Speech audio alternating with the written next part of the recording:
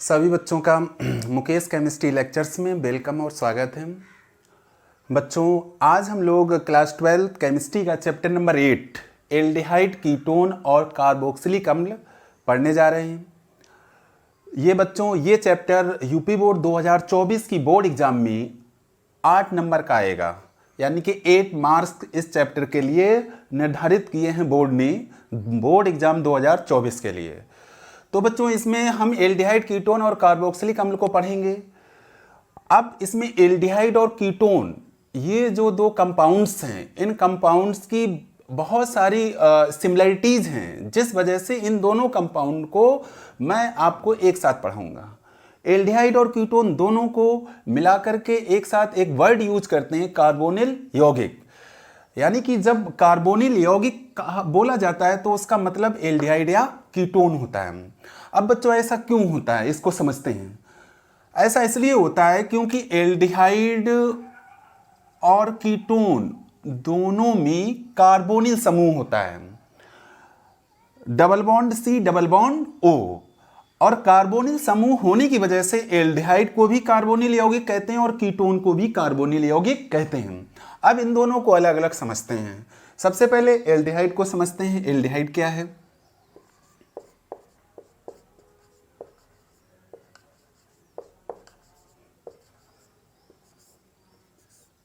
बच्चों, ये UP board की केमिस्ट्री की जो क्लास है, ये हिंदी मीडियम की है, इसलिए मैं इसमें ज़्यादा से ज़्यादा हिंदी वर्ड का यूज कर रहा हूँ। अब देखते हैं एल्डिहाइड। देखिए, ये जो कार्बोनिल समूह है, इसमें कार्बन की 2 वैलेंसी फ्री हैं। ये दोनों फ्री वैलेंसी जब इन दोनों फ्री वैलेंसियों को जब हाइड्रोजन या एल्किल या दूसरी वैलेंसी को हाइड्रोजन से जोड़ते हैं तो जो यौगिक प्राप्त होता है उसको हम एल्डिहाइड कहते हैं। इसको ऐसे समझते हैं, C डबल बॉन्ड O, और ये दोनों वैलेंसी कार्बन की फ्री हैं। अब अगर एक वैलेंसी को हम एल्किल से जोड़ दें और दूसरी को हाइड्रोजन से जोड़ दें तो इस तरह से जो यौगिक प्राप्त होता है उसको हम एल्डिहाइड कहते हैं। अब यहाँ थोड़ा और समझ लेते हैं कि ये जो फर्स्ट वैलेंसी है, इसको एल्किल या हाइड्रोजन से जोड़ते हैं, एल्किल या हाइड्रोजन से जोड़ते हैं, और दूसरी वैलेंसी हाइड्रोजन से ही जोड़ी जाती है। पहली में है या तो इसको हाइड्रोजन से जोड़ेंगे या एल्किल से जोड़ेंगे। तो अब आगे देखते हैं इसको किस तरह से लिखते हैं। इसको लिखा जाता है R single bond C double bond O single bond H, या इसको कैसे लिखते हैं, या इसको लिखते हैं RCHO, और इसको हम एल्डिहाइड कहते हैं। क्या बोलते हैं इसको? एल्डिहाइड। तो बच्चों, जब कार्बोनिल समूह में कार्बन की दोनों जो फ्री वैलेंसीज हैं, उन वैलेंसी में एक वैलेंसी हाइड्रोजन या एल्किल से और दूसरी वैलेंसी हाइड्रोजन से जोड़ी जाती है तो जो यौगिक प्राप्त होते हैं उनको हम एल्डिहाइड कहते हैं। एल्डिहाइड का जो जनरल फार्मूला है वो RCHO है। यहाँ ध्यान देने वाली बात यह है कि R की जगह हम H का भी यूज करते हैं। अब देखते हैं हम कुछ एल्डिहाइडों को। हम उन एल्डिहाइडों को देख रहे हैं जो 12th की सिलेबस में हैं, जिनको आप लोगों को पढ़ना है। उन एल्डिहाइडों के बारे में जान लेते हैं, प्रमुख एल्डिहाइड। अब देखिए, अब अगर कार्बन की जो ये दोनों फ्री वैलेंसी हैं, इनमें से पहली वैलेंसी हाइड्रोजन से जोड़ दी जाए, दूसरी वैलेंसी हाइड्रोजन से जोड़ दी जाए, तो इस तरह से जो एल्डिहाइड प्राप्त होता है उसको हम दूसरी तरीके से कैसे लिखेंगे? H single bond C single bond H, और यहाँ में डबल बॉन्ड C में लगा करके क्या जोड़ेंगे? O। इसको हम इस तरह से भी लिख सकते हैं HCHO, और कभी कभी इसको ऐसे भी लिखा जाता है H2CO। बच्चों, इसका नाम है फॉर्म एल्डिहाइड, फॉर्म एल्डिहाइड। इसका नाम क्या है? Form aldehyde. अब देखते हैं, अब फिर कार्बोनिल समूह को लेते हैं। कार्बोनिल समूह को फिर लेते हैं और कार्बन की ये जो दोनों फ्री वैलेंसीज हैं इनमें अब पहली वैलेंसी को हम मेथिल से अटैच करते हैं। मेथिल क्या है बच्चों? मेथिल एक एल्किल है और दूसरी वैलेंसी को हाइड्रोजन से जोड़ते हैं। ठीक है, तो इसको हम किस तरह से लिख सकते हैं? इसको हम लिख सकते हैं CH3C double bond O single bond H। इसको किस तरह से लिख सकते हैं? इसको लिख सकते हैं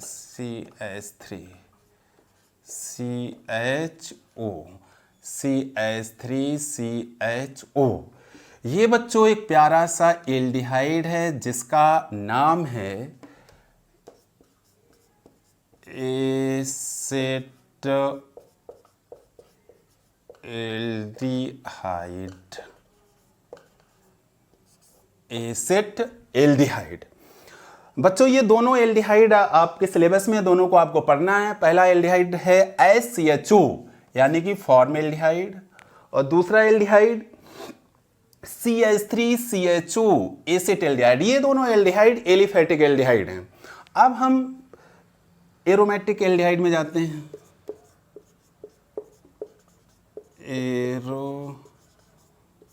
एरोमेटिक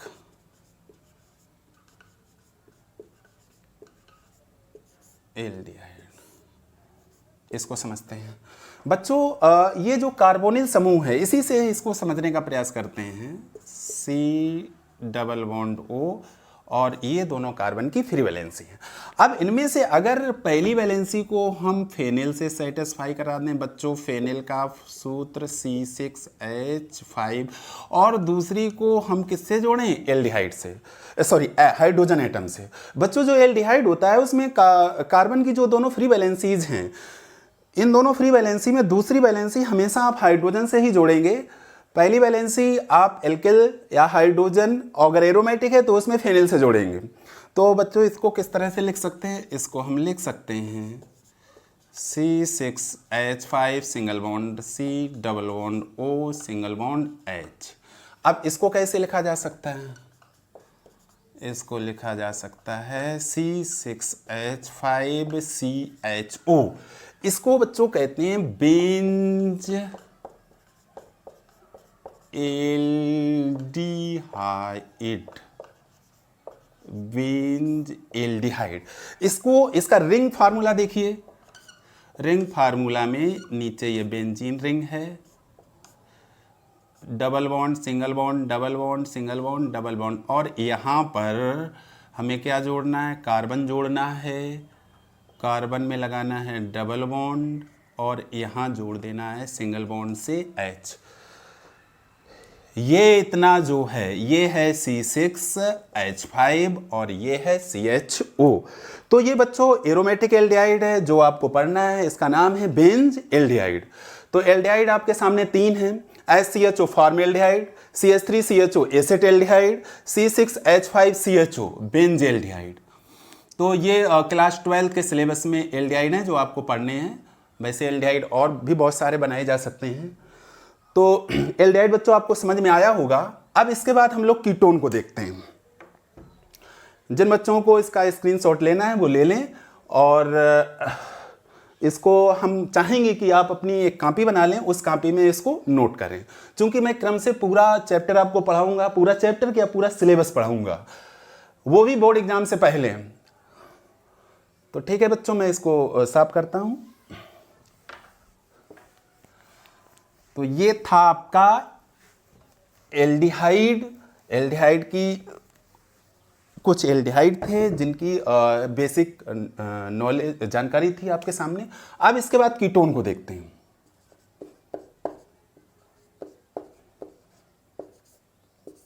देखिए ये आपका कार्बोनिल समूह है। अब इसमें कार्बोनिल समूह में कार्बन की जो दोनों फ्री वैलेंसीज हैं, अगर ये दोनों फ्री वैलेंसी हम केवल एल्किल से जोड़ें, केवल एल्किल से जोड़ें। अब ये एल्किल दोनों जो हैं ये समान भी हो सकते हैं और अलग अलग भी हो सकते हैं। तो अलग अलग करने के लिए हमने इसमें डैश बना दिया। अब इसको हम और कैसे लिख सकते हैं? हम इसको लिख सकते हैं R single bond C double bond O single bond R dash. और इसको कैसे लिख सकते हैं? RCOR dash. ये बच्चों कीटोन का सामान्य सूत्र है। अब देखिए कुछ कीटोनों को आपके सामने हम समझाने का प्रयास करते हैं। प्रमुख कीटोन बच्चों, ये जो आपका कार्बोनिल समूह है, इसमें अगर पहली वैलेंसी हम जोड़ दें इसकी मेथिल से, हमने एल्किल ले लिया मेथिल, और दूसरी वैलेंसी भी मेथिल से जोड़ दें, यानी कि यहाँ R और R डैश हमने समान ले लिए, और वो समान कौन है? मेथिल है। तो देखिए इसको और हम किस तरह से लिख सकते हैं? इसको हम लिख सकते हैं CH3C डबल बॉन्ड OCH3। और इसको कैसे लिख सकते हैं? इसको लिखा जाता है CH3COCH3। ये प्यारा सा कीटोन है जिसका नाम है एसीटोन। ये आपको पढ़ना है, आपके सिलेबस में है। तो CH3COCH3 ये कीटोन है, इसका नाम है एसीटोन। अब दूसरा एग्जाम्पल इसका लेते हैं। हमने लिया कार्बोनिल समूह, पहली वैलेंसी हमने जोड़ दी C2H5 से, और दूसरी वैलेंसी जोड़ दी हमने CH3 से, यानी कि पहला एल्किल हमने ले लिया एथिल और दूसरा एल्किल ले लिया हमने मेथिल। तो इसको हम लिखेंगे C2H5 C double bond O single bond CH3। इसको लिख सकते हैं C2H5 COCH3। अब बच्चों इसका नाम देखो, इसमें दो एल्किल जुड़े हुए हैं, एक तो CH3 है और दूसरा है C2H5। CH3 को हम मेथिल कहते हैं, C2H5 को एथिल कहते हैं। अब इसका जब नाम लिखेंगे, इसका जो जनरल नाम होगा वो इसके एल्किल नामों पे ही बेस्ड है। और एल्किल दोनों जब लिखते हैं नाम लिखने में तो अल्फ़ाबेट का ध्यान रखते हैं। देखिए मेथिल M से स्टार्ट होता है और एथिल E से स्टार्ट होता है। इंग्लिश के अल्फ़ाबेट में E पहले आता है, M बाद में आता है। तो पहले हम एथिल लिखेंगे, एथिल, फिर लिखेंगे मेथिल, और यह है क्या बच्चों? Ketone, ethyl methyl ketone. अब हम जरा एरोमेटिक कीटोन देखते हैं।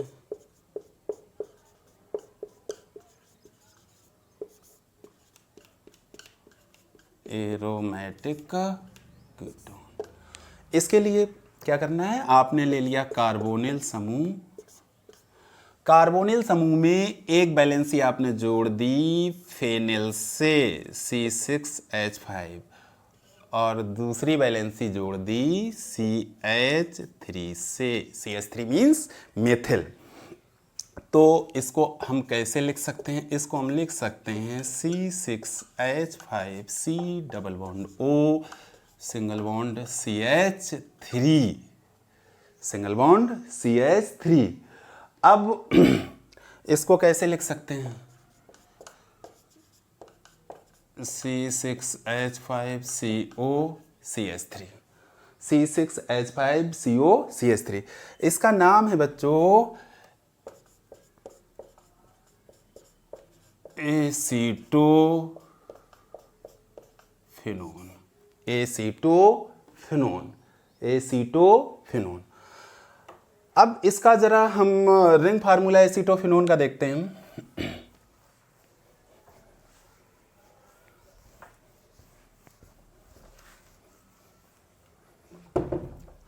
देखिए एसीटोफिनोन का फार्मूला क्या आया? C6H5COCH3। इसको हम, इसकी रिंग बनेगी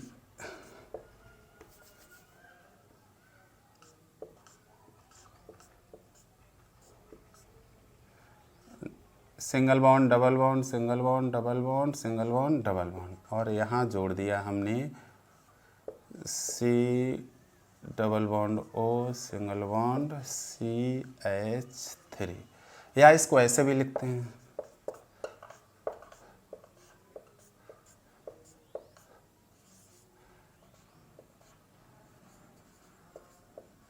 COCH3, ये आपका है एसीटोफिनोन।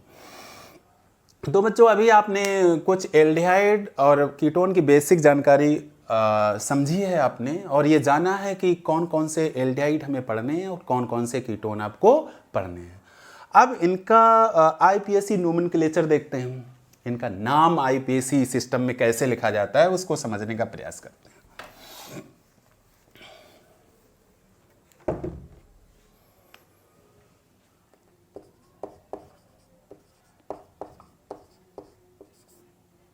नामकरण,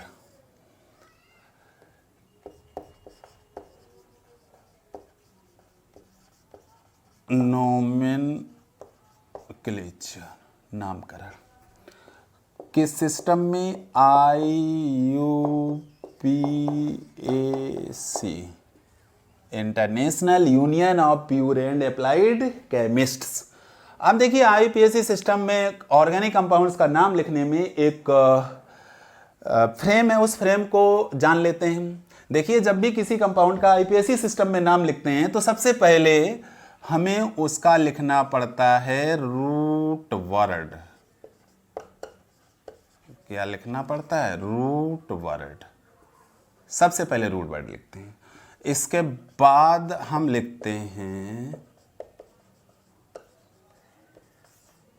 प्राइमरी सफिक्स। इसके बाद क्या लिखते हैं? Primary suffix. इसके बाद हम लिखते हैं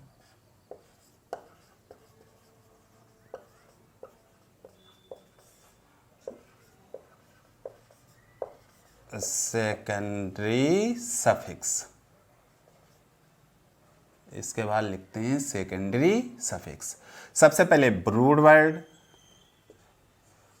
फिर इसके बाद प्राइमरी सफिक्स, फिर इसके बाद सेकेंडरी सफिक्स, और सबसे लास्ट में बाईं तरफ हमें लिखना होता है प्रीफिक्स को, सबसे लास्ट में। और कहाँ लिखते हैं इसको? बाईं तरफ। किस नंबर पे? चौथे नंबर पे। तो बच्चों ये एक फ्रेम है, कॉमन फ्रेम है। इस फ्रेम की सहायता से हम किसी भी ऑर्गेनिक कंपाउंड का आईपीएससी नाम आसानी से लिख सकते हैं। अब देखो इनको समझ लेते हैं। रूट वर्ड क्या है? रूट वर्ड देखिए बच्चों, जब किसी ऑर्गेनिक कंपाउंड का आईपीएससी नाम लिखते हैं तो सबसे पहले उसकी मुख्य कार्बन श्रृंखला का हम सिलेक्शन करते हैं, वो पता करते हैं उसमें कौन सी जो श्रृंखला मुख्य कार्बन श्रृंखला है। तो रूट वर्ड बच्चों मुख्य कार्बन श्रृंखला में उपस्थित कार्बन परमाणुओं की संख्या को बताता है। अब इसके बाद प्राइमरी सफिक्स का नंबर आता है। तो बच्चों प्राइमरी सफिक्स मुख्य कार्बन श्रृंखला यानी कि मेन कार्बन चेन में बॉन्ड की कंडीशन बताता है। अब बॉन्ड सिंगल बॉन्ड हो सकता है, या उसमें डबल बॉन्ड हो सकता है, या ट्रिपल बॉन्ड। बच्चों अगर उसमें सिंगल बॉन्ड है तो सिंगल बॉन्ड के लिए प्राइमरी सफिक्स आता है इन, ANE। डबल बॉन्ड के लिए इन आता है, ट्रिपल बॉन्ड के लिए आइन आता है। अब इसके बाद नंबर आता है सेकेंडरी सफिक्स का। तो सेकेंडरी सफिक्स में क्या नाम? कार्बनिक यौगिक में उपस्थित मुख्य क्रियात्मक समूह को व्यक्त करता है। सेकेंडरी सफिक्स किसके लिए होता है? मेन फंक्शनल ग्रुप के लिए होता है जो कार्बनिक यौगिक में उपस्थित होता है। अब इसके बाद जो कुछ बचता है उस सबको हम प्रीफिक्स में लिखते हैं। मोस्टली प्रीफिक्स में क्या क्या लिखा जाता है? कम वरीयता प्राप्त क्रियात्मक समूह, साइड चेन, कम वरीयता प्राप्त क्रियात्मक समूह, साइड चेन, और इसके अतिरिक्त हैलोजन या परमाणु या बचे हुए परमाणु या परमाणुओं के समूह। कुल मिला के इन तीनों के अतिरिक्त जो कुछ बचता है उसको हम प्रीफिक्स में लिखते हैं। तो अब यहाँ पर आईपीएससी सिस्टम का यूज करते हुए हम एल्डिहाइडों का नाम लिखना जानेंगे।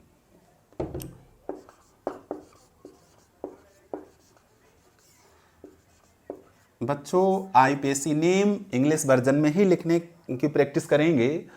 वैसे भी यूपी बोर्ड में जो एग्ज़ाम होता है उसमें इंग्लिश में अगर आप मिक्स लैंग्वेज में लिखते हैं तो कोई दिक्कत नहीं है, आपकी कॉपी का एवेल्यूएशन अच्छे ढंग से ही होता है और आपको बढ़िया मार्क्स मिलते हैं।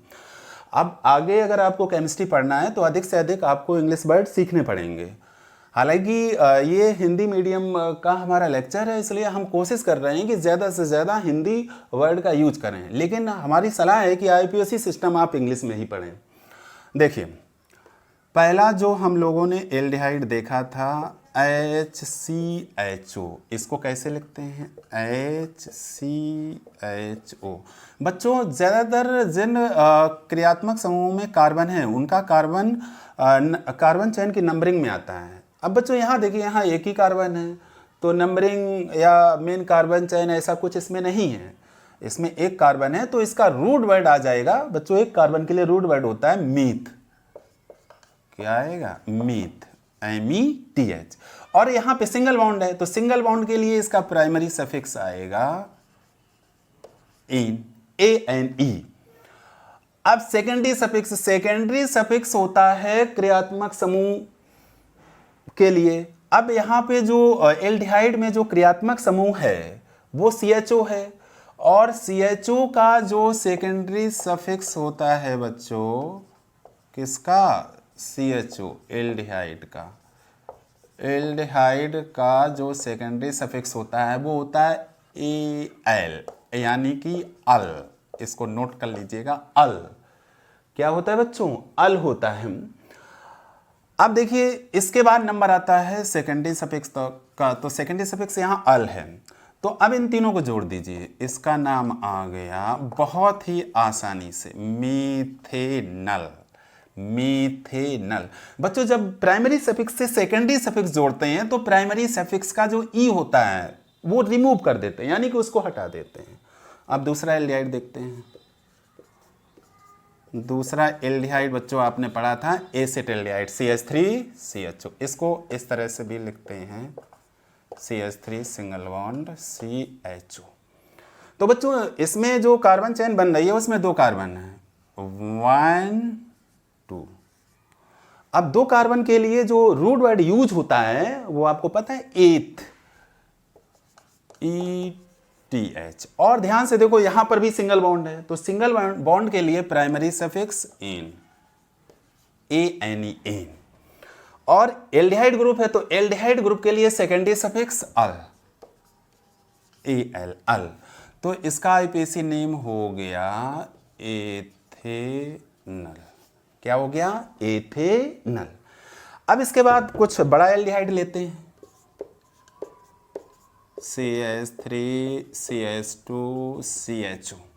तो यहाँ पे जो एल्डिहाइड है, यहाँ कार्बन चेन बन रही है बच्चों, इसमें 3 कार्बन है, 1 2 3, 1 2 3। तो इसका रूट वर्ड जो आ जाएगा, 3 कार्बन के लिए रूट वर्ड क्या होता है बच्चों? मीथ एथ प्रूफ। रूट वर्ड इसका क्या है? प्रूफ। अब इसके बाद यहाँ जो कार्बन चेन बन रही है, एक ही कार्बन चेन है, तो वही मेन कार्बन चेन यहाँ मानी जाएगी। उसमें देखो ध्यान से, इसमें सिंगल बॉन्ड है, और सिंगल बॉन्ड के लिए प्राइमरी सफिक्स होता है बच्चों एन, ANE, एन। और इसमें जो फंक्शनल ग्रुप है एक ही है, तो उसी को हम मेन फंक्शनल ग्रुप या मुख्य क्रियात्मक समूह मानेंगे, वो है CHO। और CHO के लिए सेकेंडरी सफिक्स अल।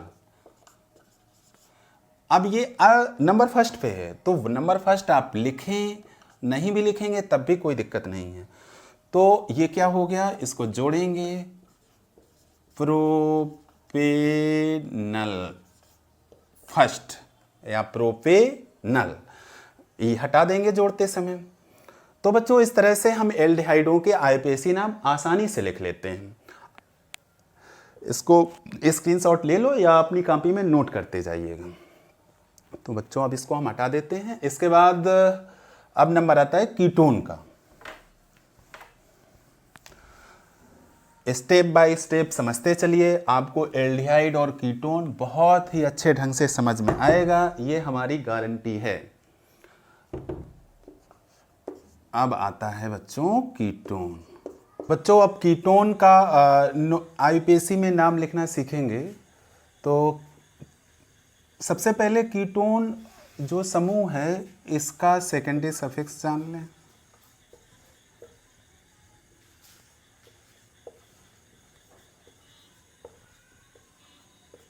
बच्चों, कीटोन का सेकेंडरी सफिक्स है ONE, इसको पढ़ते हैं ऊन। अब देखते हैं इसका नाम।